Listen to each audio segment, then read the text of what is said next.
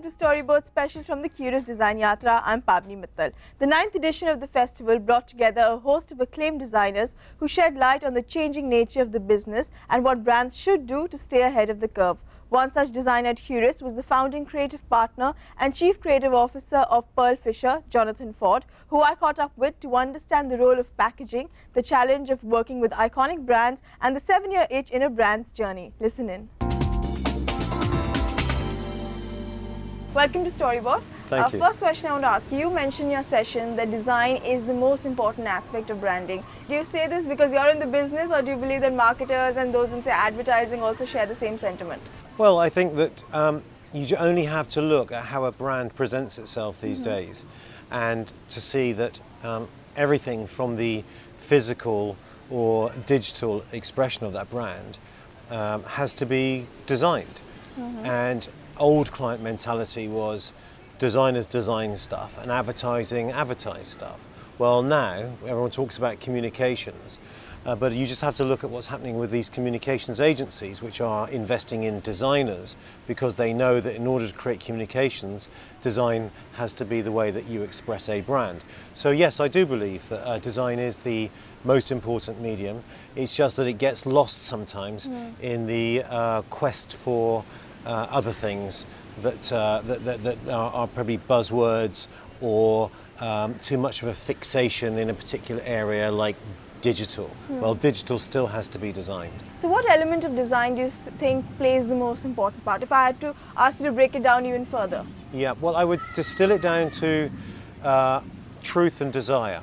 Okay. I think you have to build any brand on a sense of truth, and then you have to use design to be the bridge between that truth and creating constant desirability. So that is the way that any brand, be it a digital brand, a consumer brand, or a financial brand, can all come back to that very sort of core foundation, and design is the vehicle for expressing that brand truth.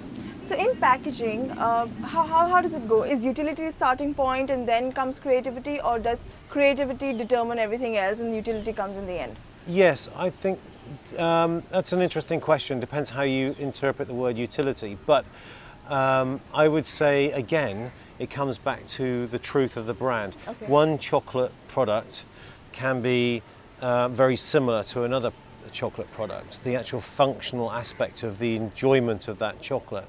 But then that other brand versus your brand may have 0 brand assets, whereas the one you may be working on has got maybe 150 years worth.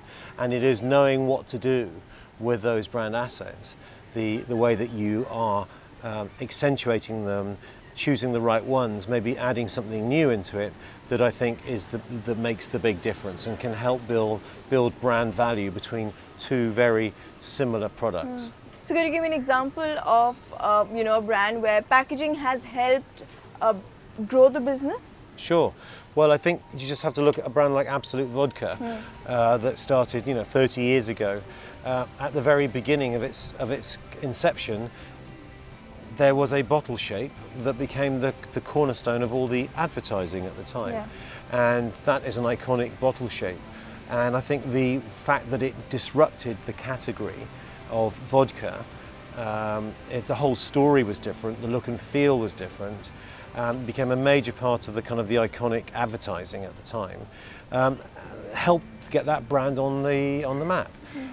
One of my first clients was Green and Black's chocolate, and the packaging redesign that we did, over the last 20 years, there's been 3 phases of really major upgrades to that, and it has taken it from being a corner shop brand to being an international brand. Do you find it difficult to communicate and convince marketers, especially today, to go with, say, an outlandish idea? You find that a bit of a struggle?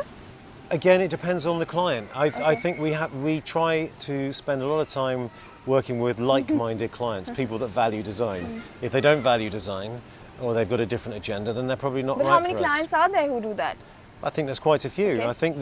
I think nowadays, with the young entrepreneurs who are challenging the more established brands, they know that design is their tool for making a big message. They can change the category by having a very expressive language. But I also work with chairmen of companies that have been around for a long time, and they know that they have to change with the times. And so they are very respectful of what design can do for them, and they see design as an investment and not a cost. What is the difference in strategy when you work with, say, a challenger brand and an iconic brand, and which is easier? Well, they can. There are different strategies. The design strategy for a challenger brand will be about disruption. It will be about new codes of graphic expression, and that opens up a whole host of opportunities, graphic and physical shape, and also into communication, because they know that once you've created a brand asset, it has to live beyond, say, packaging, for example. So challenging, disrupting the spirit of the new. Whereas icons, you need to treasure, or you need to update, or you need to reinvent. And that's a strategy kind of line, and it all depends on how well that iconic brand is doing, whether you nurture something or reinvent it. When would you say is the right time for a brand to go in for a redesign? Is it a 7-year itch, or is there a method to that madness? There probably is a cycle, and I think there is. It's probably driven by the needs of the brand in the way that the world is changing around it. And I would say I'm a bit cynical about the fact that in some companies people change brands too fast, and that's to do with, for example, not people moving in their role. Brand management roles classically change every 2 years, so the new person coming in wants to change something. That's too fast. But I would say anywhere after sort of 7 to 10 years, it would probably be a good idea to check and see if your brand is still strong in amongst everything else. Let's take a quick break here. When we come back, Fahrenheit 212's Todd Rovak talks data and design.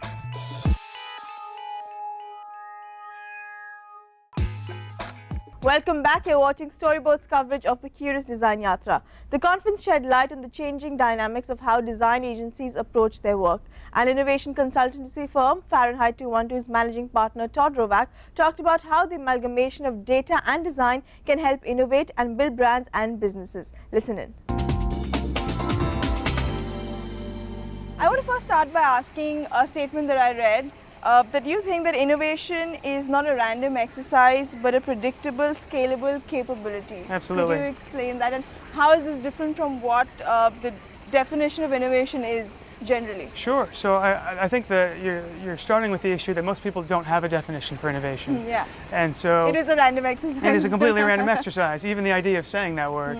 And so when people are looking for innovation, they tend to mean new. The way that we think about innovation is people that need growth, and particularly top-line growth. So, so an innovation consultancy should not be there to cut costs, to streamline your operations, to change necessarily your organizational structure, although there is that business. So who do you compete with? What kind of firms and agencies? Sure. So when people want growth, they typically go to a few kinds of firms. On one side, they'll go to design firms. And they'll say, well, I want a new logo, I want a new storefront. The problem is when they do just that, they don't necessarily get great businesses. They get a bunch of ideas and not necessarily stuff they can get to market, but they get fabulous ideas and fabulous thinking. IDEO is a great competitor for us. They're a fantastic design firm. On the other side, we also compete with management consultancies. So when people want growth, they'll often turn to their McKinsey or their BCG and say, okay, well, you're writing our company growth strategy, so can you come up with some ideas for us? They tend to fail by never having the big thinking that excites consumers. So they can show you where to go. They can say, no ideas. But they don't have any ideas to put into that space. So we tend to compete with firms just like that. What we do is we try and bring the best of both worlds. So what is your approach? You spoke of money and magic. Money for the company, magic for the consumer. What is your approach? I mean, for example, if a particular brand or company comes up to you and says, this is my problem, how do you start by working on it? Sure. So innovation, we think, should have basically two major phases. The second one everybody does, which is the ideation phase and creating solutions. The first one, not that many people do, and that's what we call innovation strategy. The goal of innovation strategy is to decide what you're actually solving for, to narrow the problem, yes, incorporate consumer research, but also figure out what's going on with the category, the company, the channel, and say, this is how we're going to solve that problem. This is our way in. At that point, then we go wide again and start our ideation process, but not before our strategists are working. What's really important here is that both our commercial strategy team, our money side, and our idea development team, our magic side, are working in tandem and in tension throughout the entire process. So it's not sequence. It's not ideas and then business models. It's sometimes the best ideas come from business models. So what would you say the role of data is in design? And how do you harness data to get better design? Or is it the other way around? So we use data much differently. And so I would say we actually use data to analyze how we think versus design. So we use data to understand, again, Fahrenheit is built from a lot of different people with different skill sets. And it's very important that we know how we think, because that's how we get to our predictability. So for example, we know if someone is what we'll call a conceptualizer, someone that can come up with ideas. We know if someone's an implementer, and we capture data on this, someone who likes to implement ideas.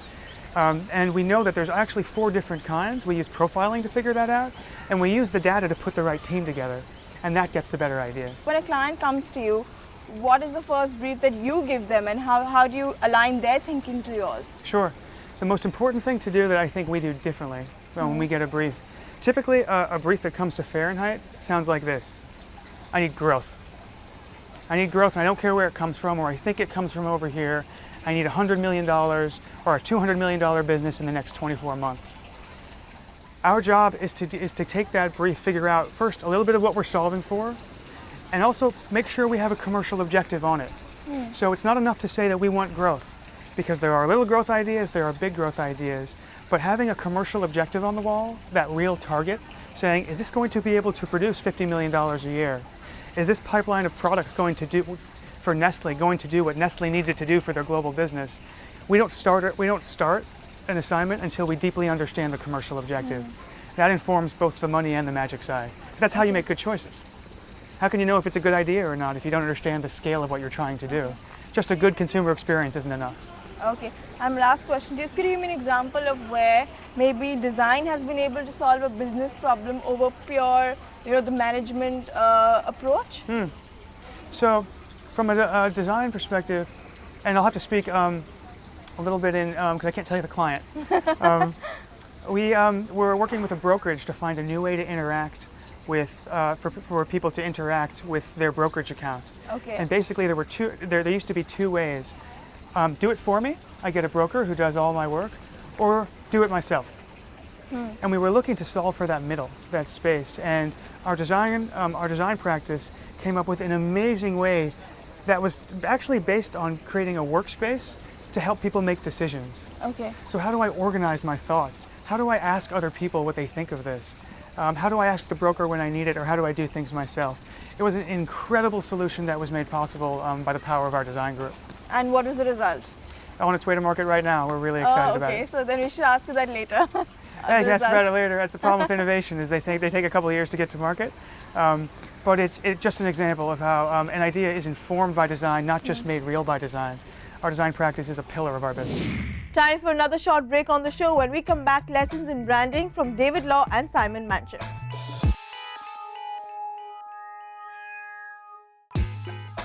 Welcome back. You're watching Storyboard's coverage of the Kyoorius Design Yatra. Someone is a London-based design agency that specializes in rebranding and relaunching brands. I caught up with co-founders David Law and Simon Manchipp to understand what brands should do to stay ahead of the curve and why brand ownership does not lie with brand managers anymore. Here's that conversation.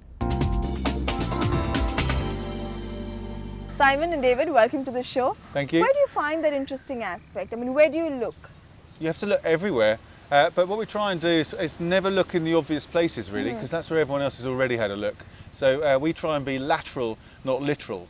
So if it's a brand that's called Fire, for example, you would never look in the fire, you would look somewhere else.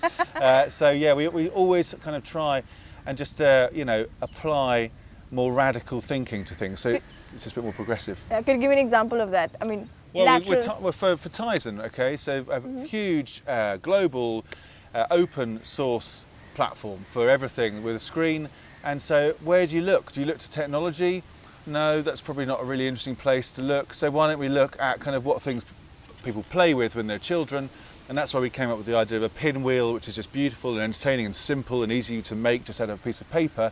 And then the idea that people can decorate those things in their own way is a really nice lateral way of talking about how things are open source and that anyone can get involved. But can you give me an example of how this kind of approach has helped not just build a brand but grow a business? Yeah, so I mean, Crystal Ski is a really good example. Instead of just doing kind of logo-centric branding, which is just very boring and we're not that interested in, we created a system that their in-house design company could really get behind. They were involved in the creation of it, so they really wanted to own that. And that's given them an enormous edge on the other holiday companies. And they were already the largest ski company, but they were risking that thing of just becoming kind of the generic in the sector. And now they've got a 70% increase in engagement. So it definitely works. It's not just lipstick. It's important. But this sounds, it may become a bit risky, but do you find it easy to convince clients to be interesting? Well, we were saying earlier, we get asked to talk a lot to our clients once we've infused them.